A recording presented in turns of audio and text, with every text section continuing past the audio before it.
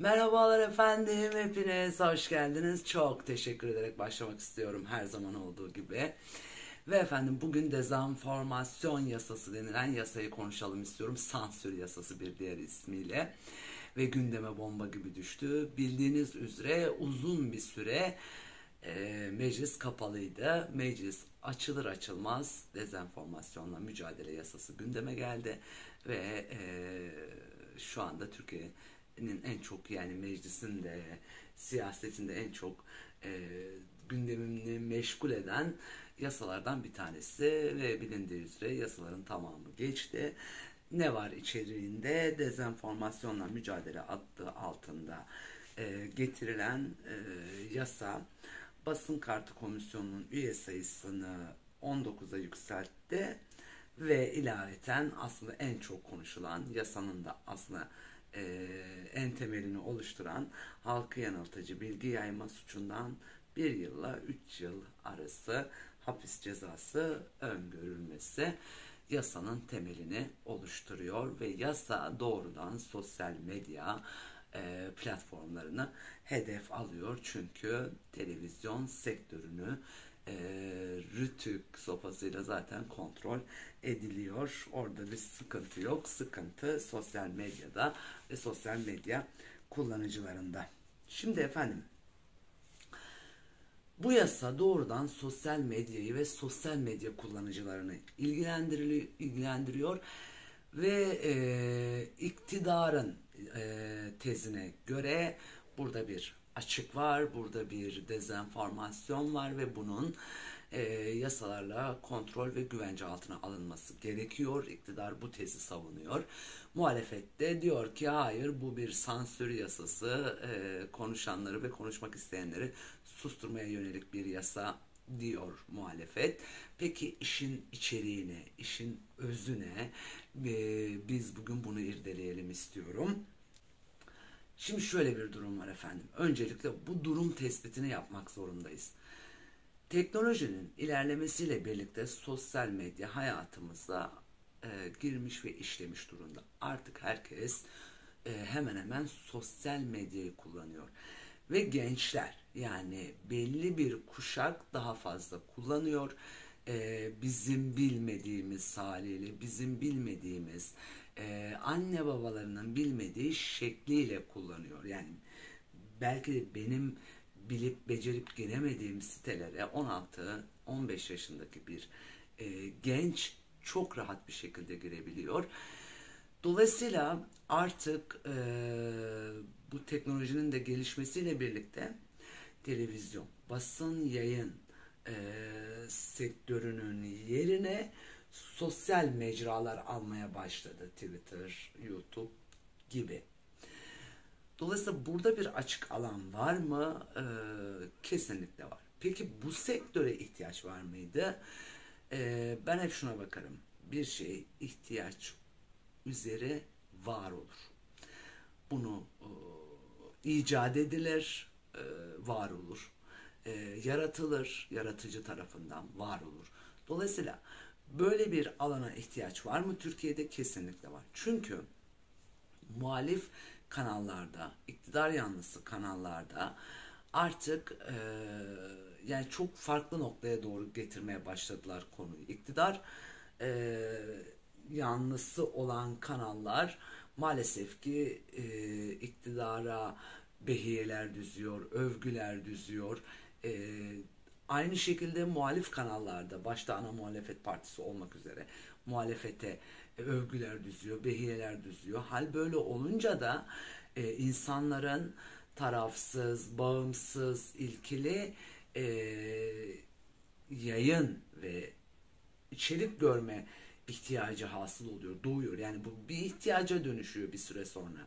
Ve bunu alabildikleri tek yerde aslında sosyal medya. Yani insanların hızlı, güvenilir, anında gerçekleri öğrendikleri alan sosyal mecralar oluyor bu durumda. İhtiyaç var mı? Kesinlikle olduğunu düşünüyorum sosyal medyaya şu konjektürde özellikle. Peki buranın düzenlenmeye ihtiyacı var mı? Evet, kesinlikle düzenlenmeye de ihtiyacı var.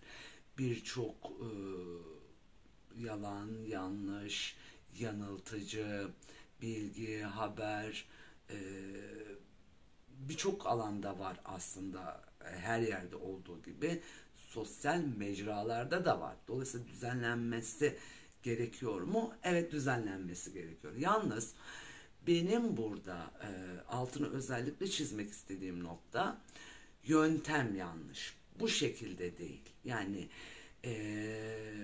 bu başlık altında farklı bir amaca hizmet edildiğinde samimiyetsiz bir bakış açısı gibi geliyor bana. Öyle öngörüyorum, öyle düşünüyorum.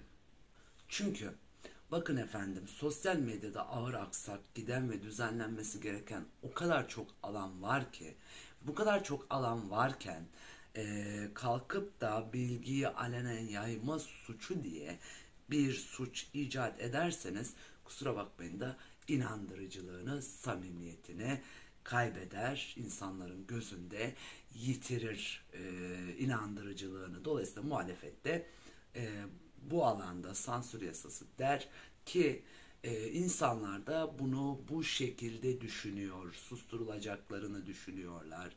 E, Halbuki hele ki seçim sürecine giren bir iktidar veya bir siyasi partinin daha özgürlükçü olması gerekirken daha yasaklayıcı olması çok da büyük bir tehlike doğuruyor bir taraftan. Şayet biz gerçekten sosyal medyayı düzenlemek istiyorsak, bakın ben eksiklikleri size söyleyeyim. Birincisi, o kadar çok sahte, fake, troll hesaplar var ki çocukların ve toplumun gelişimini ahlaki olarak deformasyonunu meydana getiriyor ki bir kere bunların bir ortadan kaldırılması ve düzenlenmesi gerekiyor. Bu sahte troll, fake hesapların bir kere ortadan kaldırılması gerekiyor, düzenlenmesi gerekiyor. Şayet biz sosyal medyada dezenformasyon var ve bunu düzenlemek istiyoruz dersek. İkincisi efendim, insanlar sosyal medya platformları üzerinden dolandırılıyor. Özellikle de kadınlar. Bakın kadınlar dolandırılırken özellikle ilişkisel bazda dolandırıldıklarına dair daha önce çektiğimiz böyle bir videomuz da var. Mesela burasının düzenlenmesi gerekiyor. Çünkü burada kanuni bir boşluk olduğu için bilişim suçlarıyla mücadele eden polis birimleri de bazı noktalarda yetersiz kalıyor. Dolayısıyla buranın düzenlenmesi gerekiyor. Asıl düzenlemek istediğimiz yerler bu. Burada mağduriyet var, çünkü ciddi bir mağduriyet var. Üçüncüsü efendim, çok büyük ve tehlikeli, özellikle gençler açısından tehlike doğuran enteresan ve büyük bir porno sektörü türemiş durumda. Ve bu da özellikle bu sektör gayrimeşru ilişkileri meşrulaştırıyor. Ensest ilişkiler, eşcinsel ilişkiler, e, hatta daha vahimi hayvanlarla seks dahi buralarda gösterime sokuluyor ve gençler buralara çok rahat bir şekilde ulaşabiliyor. Ailelerin sorumluluğuna burayı bırakamayız. Çünkü aileler de bazı internetteki mecraların nasıl kullanılacağını, oralara nasıl ulaşılacağını bilmiyor aileler. Çocuklar da bunu çok rahatlıkla kamufle edebiliyorlar. Dolayısıyla bu ailelerin inisiyatifine ve gözetimine bırakılacak bir durum değil. Düzenlenmesi gereken bir alan. Mesela burayı düzenlememiz gerekiyor bizim bir şey yapmak istiyorsak şayet. Dördüncüsü, sosyal medya kullanıcılarının haklarına dair bir düzenleme olacak mı? Mesela biz bunu merak ediyoruz. Özellikle telif hakkı ile ilgili olan kısımlar. Mesela ben bir içerik üreticisiyim veya ben bir sosyal medya kullanıcısıyım. Evet, kullanıcı olmam ayrı bir kategori, içerik üreticisi olmam ayrı bir kategori. Mesela içerik üreticileriyle ilgili bir sosyal statü konulacak mı? Yani konumlandırılacaklar mı bir yere? Mesela bu önemli. Yine sosyal medya içerik üreticileriyle ilgili 2022 Ocak ayı itibariyle bir yasal düzenleme getirildi vergi uygulamaları açısından. Devlet diyor ki vergi, yani içerik üreten herkes para kazanıyorsa vergisini ödemek zorunda. Para kazanıyorsan kardeşim vergini ödemek zorundasın diyor. Evet, burada hiç kimsede hiçbir bahis yok. Yani e, evet, tabii ki Türkiye Cumhuriyeti vatandaşı olan herkes para kazanıyorsa vergisini ödemek zorunda. Zaten bizim insanımızın vergi ödemekten imtina ettiğini de ben çok görmedim. Yani kimse vergi ödemekten rahatsız değil. İnsanlar ödedikleri vergilerin belli bir kesimin lüks harcamalarına finanse ediliyor olmaktan rahatsız, vergi ödemekten rahatsız değil. Bunu da ayrıca konuşacağız. İçerik üreticileriyle de ilgili böyle bir alan açıldı ve bu insanlar vergi ödemek zorunda devlete. Amenna, buraya kadar hiçbir bahis yok. İşte para kazanmaya başladığı andan itibaren bir içerik üreticisi bunu gelir idaresine bildirmek zorunda. Süreç şu şekilde işliyor. Gidip gelir idaresine, vergi dairesine gidiyorsunuz. Gelir beyanında bulunuyorsunuz. Bir form dolduruluyor. Bu form aracılığıyla gelir beyanında bulunmuş oluyorsunuz. Daha sonra size bir süre veriliyor. İşte bu sürede bir yazı gönderiliyor içerik üreticilerine. Bu yazıyı alan içerik üreticisi de bu yazıya istinaden ilgili banka hesaplarında bir hesap açtırıyor ve bu hesabı Google AdSense hesabına geçiriyor. Dolayısıyla da artık o dakika itibariyle de vergi ödemeye başlıyor. Yalnız buradaki içerik üreticilerinin mağduriyeti vergi ödemelerinden kaynaklanmıyor. Gelir beyanına da bulunduğu andan itibaren, vergi dairesine o formu doldurduğu andan itibaren otomatikman Bağkurlu da sayılıyor aynı zamanda. Zorunlu Bağkur denilen bir uygulama getirdiler buraya ve bu problemli işte. Yani içerik üreticisinin Bağkurlu olup olmayacağını aslında kendisinin karar vermesi gereken bir şey.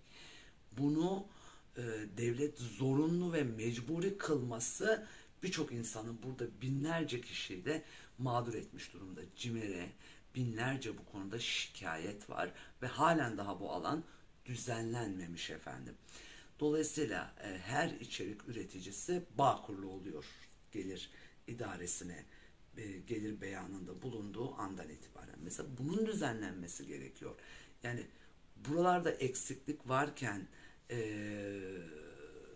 tutup da sadece bir alana bakmak bana çok bu yasanın yeterli, gerçekten toplumu sorunlarını çözmeye yönelik bir eylem ve fiil gibi olduğunu ben düşünmüyorum. Maalesef ki böyle bir gerçeklik var. Bütün bunlar dururken, saydığımız bu mağduriyetler dururken, sadece insanları susturmaya yönelik yasaların çıkartılması, yönelik adımların atılması haliyle topluma samimi gelmiyor. Bakın, önemli bir noktada da iddialıyım. İfşaat döneminden geçiyoruz. Gerçekleri ne kadar örterseniz o kadar ortaya çıkma olasılıkları yükseliyor. Yani büyüyor aslında. Derenin önüne set koyduğunuzda barajları neden yapıyorlar? Orada büyük su biriksin diye. Buna benziyor biraz. Yani bir yerde mutlaka patlak verir ve taşar. Yani o set olur, taşar, sel olur, götürür. Bu bir gerçeklik ve bir konuda da iddialıyım özellikle. Yalnız bunu bir örnekle anlatmak istiyorum size, kendi yaşadığım bir örnek. İlkokulda da 2 yıl köy okulunda okumuş biriyim. O zevki tatmış biriyim aslında. Bir yılım kayıtsızdı. Sonra birinci sınıfı okumuştum köy okulunda. Sonra şehir merkezine taşınma kararı almıştı ailem. Sonra merkezde devam ettim eğitimime. O 2 yıl benim hayatımda çok önemli bir yere sahiptir. Bunu da her fırsatta söylüyorum. Tabii okulu o dönemde, o yaşlarda çok seviyordum. Bir de kalabalık çocuklar falan var, oraya gitmek için bir heves de var. Ee, Öğretmenimiz de bizi kırmadı, sağ olsun beni kırmadı. Gelsin dedi aileme. İşte ben de bayağı okul hayatı gibi yaşım tutmadığı için kayıtlı gidememiştim. Okul hayatına adapte oldum o süreçte. Büyük abilerim var. 5 sınıf bir arada okuyoruz. Büyük abilerim, ablalarım var. Yani birden beşe kadar aynı sınıfta okuyoruz. Buradan öğretmenime de çok selam ve saygılarımı iletiyorum. Hala genç sayılabilecek yaşta ve hiçbir sağlık sorunu olmadığını düşünüyorum. Görüşüyoruz da zaman zaman. Buradan tekrardan selamlarımı iletiyorum kendisine. Aynı zamanda da sıkı takipçilerimizden biri. Ben teşekkür ediyorum yine de kendisine. Orada yaşadığım bir olayı anlatmak istiyorum size. O dönemde ve o yaşta. Öğrendiğim bir şey aslında.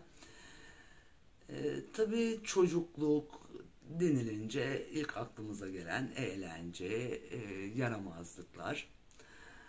Öğretmen de bizi susturmak için, bizi hani en azından sınıfı kontrol altında tutabilmek için bizden sınıftan bana bir kızılcık sopası getirin şeklinde bir talepte bulunmuştu. Şaka bazlı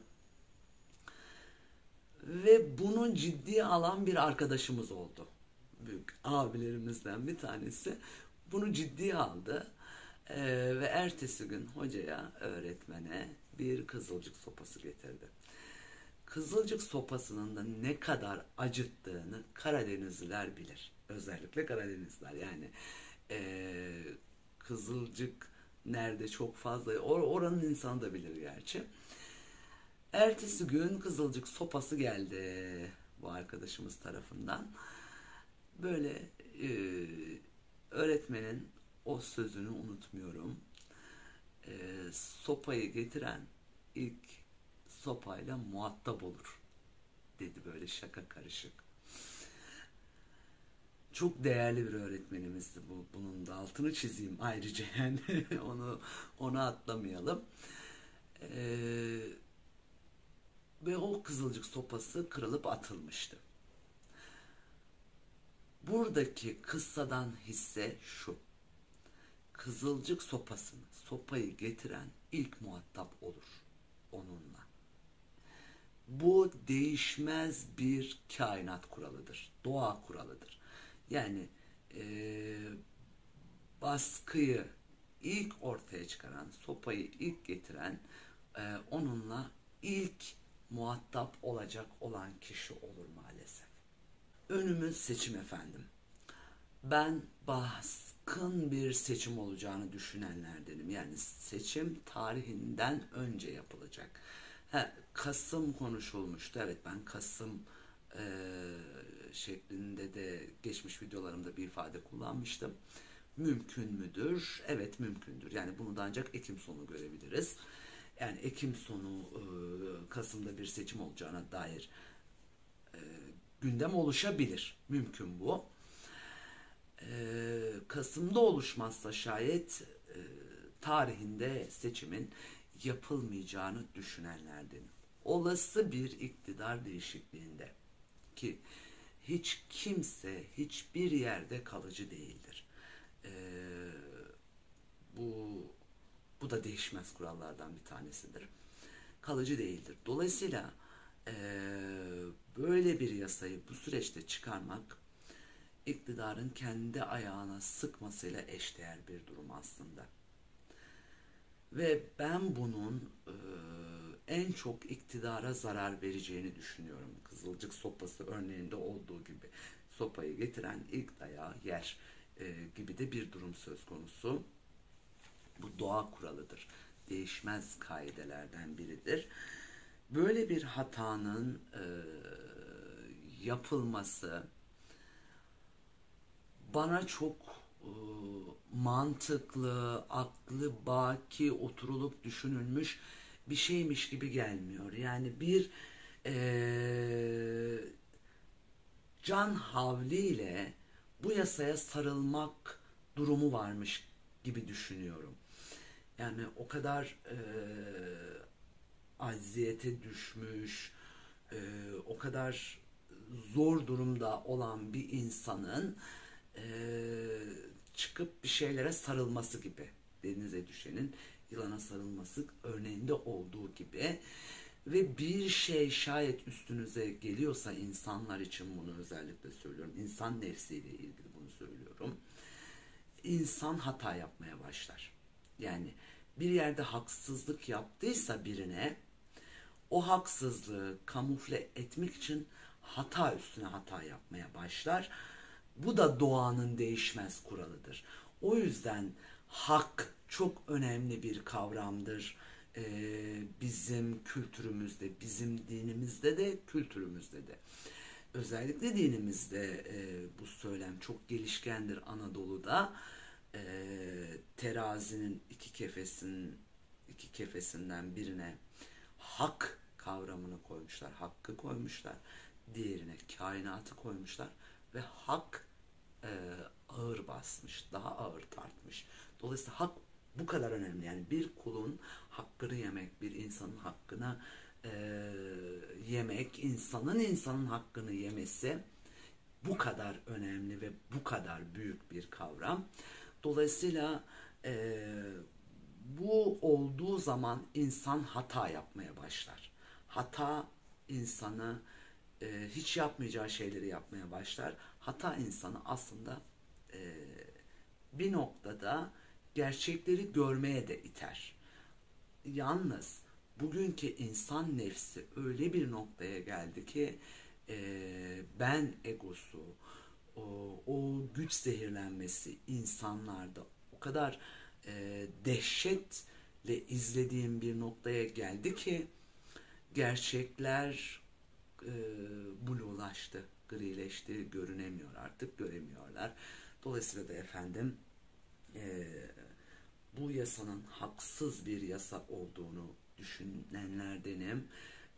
Haksız bir yasa olduğunu düşündüğüm için de bunu ifade etmek istiyorum ve lütfen ifade edin. Yani artık e, bu bana dokunmayan yılan bin yaşasın düsturundan çıkmamız gerekiyor toplum olarak, bu duruştan, bu düsturdan çıkmamız gerekiyor.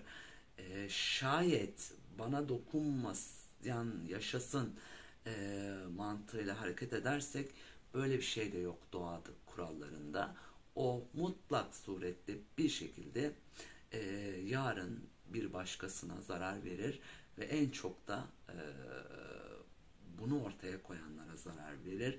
Dolayısıyla bizim artık bunu görmemiz gerekiyor ve bu görüş açımızı genişletmemiz gerekiyor efendim. Ben de nacizane katkıda bulunabildiysem, bulunabilirsem ne mutlu ki bana. Bu bağlamda ben hepinize desteklerinizden ve katkılarınızdan dolayı da çok teşekkür ediyorum. Bizimle kalın, hoş kalın, hoşça kalın, esen kalın efendim.